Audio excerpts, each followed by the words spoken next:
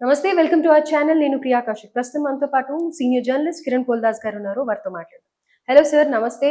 Hi అండి. నమస్తే అండి. నమస్తే సార్. సో జగన్ గారి గురించి ఈరోజు టాపిక్ మాట్లాడదాం అనుకుంటున్నాను. సో లండన్ నుంచి వచ్చేసారు జగన్ గారు. దాని తర్వాత షెడ్యూల్స్ ఉన్నాయి అని విన్నాను. అది ఫీజుపై పోరు ప్రత్యేకంగా ఆయన దాని మీద కాన్సన్ట్రేట్ చేశారు అని చెప్పి కూడా విన్నాము. రాగానే ఇమీడియట్ గా దీనిపైనే సమావేశాలు జరుపుతారు అనేది కూడా తెలిసింది. కానీ ఇప్పటికే 3 టైమ్స్ పోస్ట్‌పోన్ చేశారు. మరి ఇప్పటికీ దాని గురించి ఏం చర్చ లేదు. అసలు కండక్ట్ చేస్తున్నారా లేదా అనే విషయం కూడా తెలియట్లేదు. అంటే ఏంటి ఇది? ఏ విధంగా చూడాలి? జగన్ భయపడుతున్నారని అంటారా జనంలోకి రావటానికి?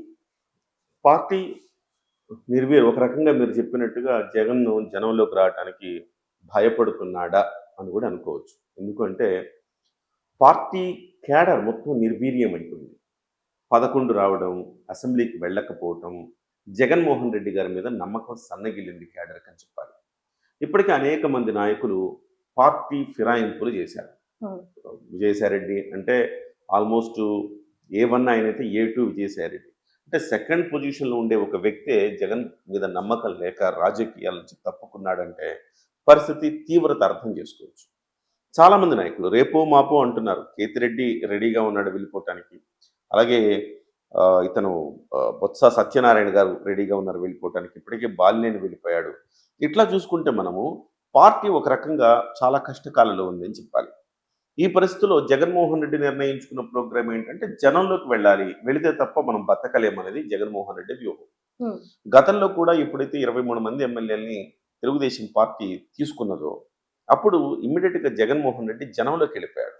జనంలోకి వెళ్ళిపోయి నా దగ్గర నుంచి 23 మంది ఎమ్మెల్యేలని సంతలో పశువులను కొన్నట్టు కొన్నాడని చెప్పేసి ఆయన చెప్పడం మొదలుపెట్టాడు. ఈ రకంగా తీసుకుంటే జగన్మోహన్ రెడ్డి ఇప్పుడు పార్టీకి మళ్ళీ జవసత్వాలు నింపాలి అంటే నాయకులు తర్వాత నాయకులు ఇంకా వెళ్లకుండా అడ్డుకట్ట వెయ్యాలంటే జనంలోకి వెళ్లాల్సిన ఆవశ్యకత ఉందని ఆయన భావించారు. ఆ వ్యూహం ప్రకారమే జనంలోకి జగన్ అంటూ సంక్రాంతి తర్వాత వెళతామని చెప్పేసి ఆయన ప్రకటించారు. కానీ అనూహ్యంగా ఇప్పటి వరకు దానికి సంబంధించిన ఊసే లేదు. ఆ తర్వాత ఫీజు రియంబర్స్మెంట్ మీద పోరు అన్నారు, ఫీజు పోరు అన్నారు. ఇప్పటి వరకు ఫీజు పోరు 3 సార్లు వాయిదా పడింది.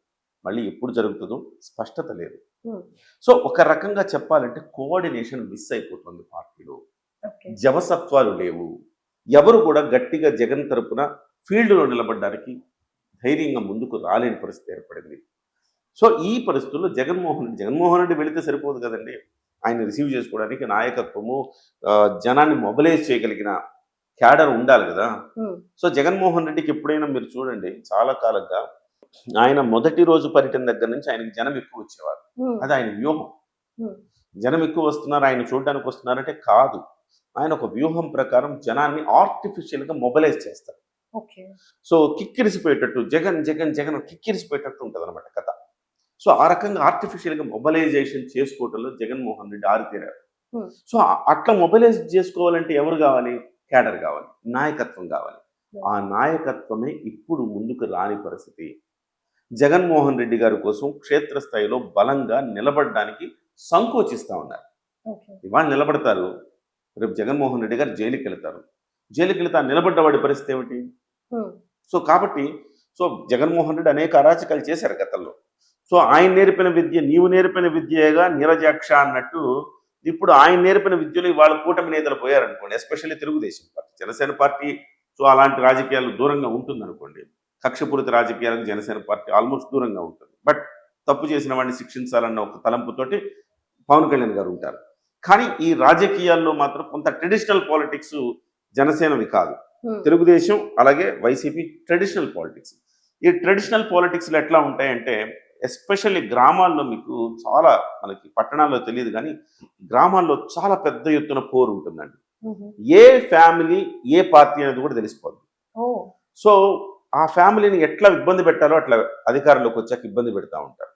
సో అలాంటి స్థితిలో గ్రామాల్లో నాయకులు రావాలి కదండి. జనంలోకి జగన్ వెళ్తే పట్టణాల్లో తిరగడు కదా. ఆయనకు ఉన్నదే గ్రామాల్లో పట్టు. ఆ గ్రామాలకు వెళితే గ్రామాల్లో నిలబడే నాయకులు పట్టుమంది 10 మంది నాకు కావాలి కదా. వాళ్ళు ఇవాళ దొరకట్లేదు.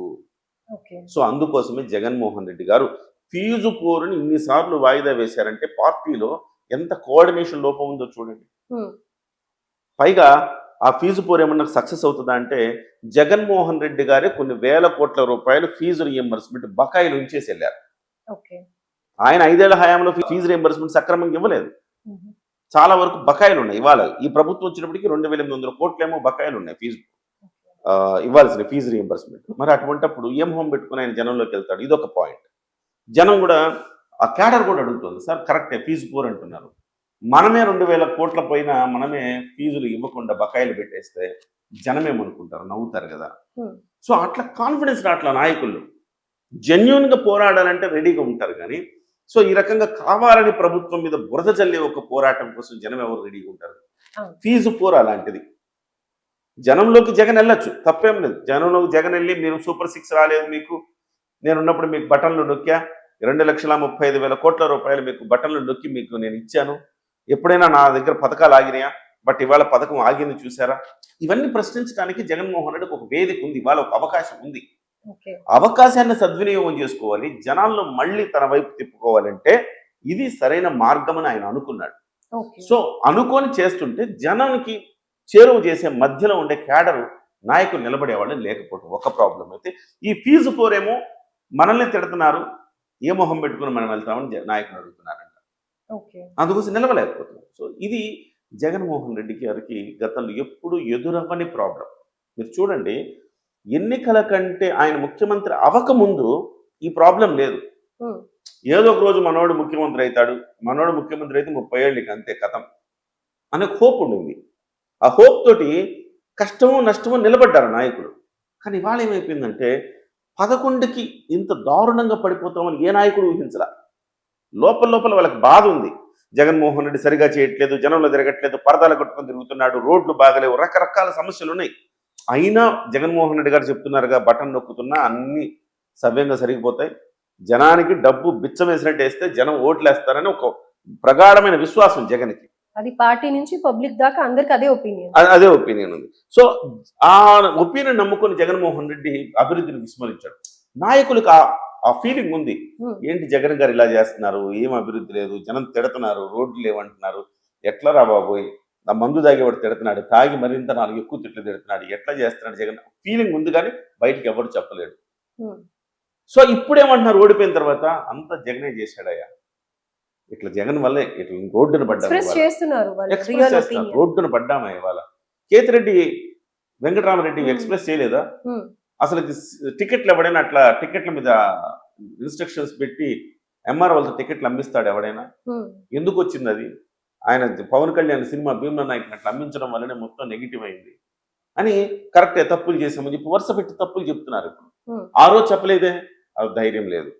ఇవాళ నాయకులు కూడా ఎందుకు వచ్చింది జగన్మోహన్ రెడ్డిని వెనకేసుకొని తిరిగి, ఇంకా ఎన్నికలు ఇప్పుడు లేవు కదా, ఇంకా 4.5 ఏళ్ళు ఉంది, ఎవరు రాజు ఎవరు రెడ్డి, ఇవాళ మనం బరిలోకి నిలబడి ఇబ్బందులు పడ్డం అవసరమా అనుకొని సహాయ నిరాకరణ చేస్తున్నారు లిటరల్లీ జగన్కి. దీనివల్ల జగను అనుకున్న కార్యక్రమాలు అనుకున్నట్టు చేయలేకపోతున్నాడు. ఒక 4 నాయకులను కూర్చోబెట్టి మాట్లాడుతున్నాడు కానీ జనంలోకి వెళ్ళాలంటే వీళ్ళందరూ సపోర్ట్ లేకుండా వెళ్ళలేడు. సో ఆ ప్రాబ్లం వల్ల ఇవాళ జగన్మోహన్ రెడ్డి అనుకున్న కార్యక్రమాలు ఫెయిల్ అవుతున్నాయి. సో ఇది డెఫినెట్గా ప్రమాద గంటికలు మోగిస్తుంది పార్టీకి. ఇప్పుడే ఇలా ఉంటే జగన్మోహన్ రెడ్డి ఏదైనా కేసులో జైలుకి వెళ్తే ఏమవుతుంది? నిర్వీర్యమైంది పార్టీ మొత్తం, అందరూ పక్క పార్టీలోకి జంప్ అవుతారు. సో పార్టీ అనేది స్మాష్. ఇక కాంగ్రెస్ పార్టీలోకి విలీనం తప్ప వాళ్ళకి వేరే గతి లేదు. సో ఆ డేంజరస్ సిచ్యువేషన్ లో జగన్మోహన్ రెడ్డి వాళ్ళు ఉన్నాడు. మరి ఎట్లా దాన్ని ఇప్పుడు కేతిరెడ్డి కానీ బొత్స కానీ ఇంకెవరన్నా ఫ్లిప్ అయితే ఐ మీన్ వేరే పార్టీలోకి వెళ్తే ఫ్యూచర్ ఇదే ఉంటుందని అంటారా?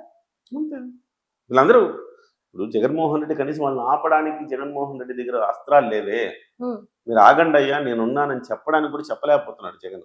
అంటే వీళ్ళతో కూర్చొని చర్చించడం లాంటివి కూడా ఏం జరగట్లేదు. ఇప్పుడు విజయసాయి రెడ్డి గారు వెళ్ళిపోయారు, వెళ్ళిపోయిన తర్వాత పార్టీని సమావేశపరిచాడు, ఒక్క మాట విజయసాయి రెడ్డి గురించి మాట్లాడలేదు. అంటే మరి షర్మిల అంటున్నారు కదా, జగన్ గారికి తెలిసే వీళ్ళిద్దరు కలిసి కావాలని ఈ ప్లాన్ చేసి విజయసాయి రెడ్డి బయటకు వచ్చేసాడు అని అంటున్నారు కదా. విజయసాయి రెడ్డి గారు బయటకు రావడానికి రీజన్స్ వేరే ఉన్నాయి. ఆయన ఫ్యామిలీని ఆయన కాపాడుకోవటం కోసం ఆయన కష్టాలు ఆయనకు ఉన్నాయి. కానీ జగన్మోహన్ రెడ్డి వ్యూహం ప్రకారంగా విజయసాయి రెడ్డి వచ్చాడు బయటికి,